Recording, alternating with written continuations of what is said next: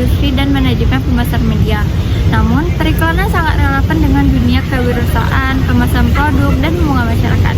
Kata yang paling cocok dalam perspektif ini adalah tanpa adanya iklan, tidak ada jaminan sebuah produk bisa laris manis di pasaran.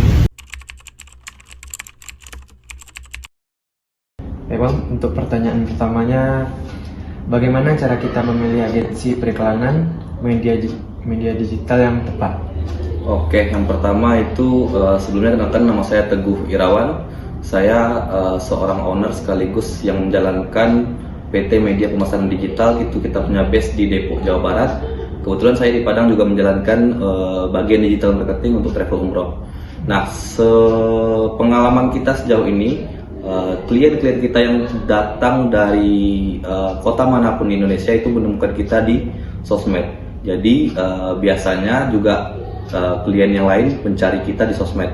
Untuk menentukan bagaimana baiknya atau bagusnya digital agency yang mana dipilih tergantung kebutuhan.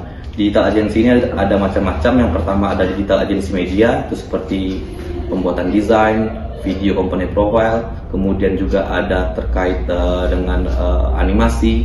Nah, kalau dari saya sendiri itu kita lagi fokus di periklanan digital, jadi memasarkan produk melalui iklan berbayar. Itu produk utama kita. Jadi tergantung kebutuhan saja bagaimana cara mendapatkannya. Tinggal dilihat saja di websitenya atau sosial medianya, mereka itu punya track record yang bagus nggak terhadap klien-klien sebelumnya. Dicek juga klien-klien sebelumnya apakah mereka brand-brand yang sudah oke, stabil secara pemasaran, baik itu promosinya ataupun penjualannya. Baik Bang, untuk pertanyaan keduanya Bang, kira-kira layanan yang ditawarkan oleh agensi periklanan media digital itu apa saja Bang? Oke, seperti yang saya sampaikan tadi, media pemasaran digital itu fokusnya pada periklanan digital. Jadi fokus produk kita layanannya adalah seperti Meta Ads, kemudian ada talent live host live talent, kemudian juga pembuatan iklan konten sehari-hari seperti itu, spanduk ataupun poster dan brosur promosi, itu dalam bentuk digital. Kita hanya menyediakan bentuk digitalnya saja, tidak menciptanya. Tapi fokus utama tadi layanan kita adalah Meta Ads, itu iklan di Facebook, di Instagram, kemudian juga TikTok Ads, dan produk sampingannya seperti host talent live tadi. Kira-kira itu fokusnya. Baik, untuk pertanyaan selanjutnya akan dilanjutkan oleh rekan saya. Tanya Bang, Oke. apa saja keuntungan yang kita dapat menggunakan agensi periklanan digital ini? Oke, tujuan dari adanya agensi digital ini biasanya itu untuk mempermudah proses promosi dan mempermudah terjadinya penjualan sesuai dengan tujuan masing-masing dari klien. Biasanya yang menggunakan jasa kita adalah seperti brand-brand baru, mereka belum punya audiens, mereka belum punya pasar, jadi kita bantu up brand mereka untuk sampai ke mata ataupun telinga pasar yang mereka tuju. Jadi fungsi utamanya atau keuntungan utamanya adalah menyebarluaskan informasi, kurang lebih seperti itu.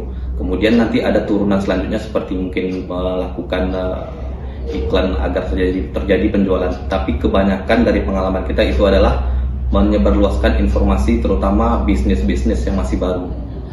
Kurang lebih seperti itu. Karena dari kita pun kita spesialisasi membantu brand baru dan berkembang. Kurang lebih seperti itu. Pertanyaan selanjutnya Bang, apa pengaruh iklan terhadap kemajuan era digital di masa sekarang ini? Oke, salah satu pengaruh iklan yang paling terasa adalah perilaku konsumen ataupun perilaku masyarakat saat terpapar oleh iklan tersebut. Biasanya perilaku ini menular. Sebagai contoh itu seandainya ada satu brand skincare, ini sebagai contoh saja ya, satu brand skincare yang viral, pasti target market yang sejenis akan ikut viral. Jadi masyarakat cenderung memilih, memerhatikan serta membeli produk yang terbawa oleh tren pasar, seperti itu kurang lebih. Jadi pengaruhnya ke perilaku konsumen biasanya. Oke. Baiklah Bang, di sini saya akan bertanya juga, bagaimana sih cara mengatasi tantangan dan resiko dalam periklanan digital terhadap konsumen? Oke, tantangan terbesar kita sebagai digital agency itu biasanya adalah seberapa mampu kita menyebarluaskan informasi atau seberapa mampu kita mencapai target yang sesuai dengan budget yang dikeluarkan oleh konsumen. Contohnya jika target konsumen adalah view, maka kita akan mati-matian untuk mencoba memenuhi target tersebut. Kita analisa tren, kita analisa konsepnya, kemudian kita perhatikan juga kompetitor dari brand klien kita ini. Jadi sebenarnya untuk tantangan tersendirinya adalah bagaimana kita menjaga kepercayaan konsumen agar terus berlangganan dengan kita. Seandainya target kita tidak tercapai, kemudian tidak ada perubahan yang signifikan dari target yang diinginkan konsumen, maka mereka tidak percaya lagi dengan kita. Mereka mungkin bisa jadi pindah ke agensi lain.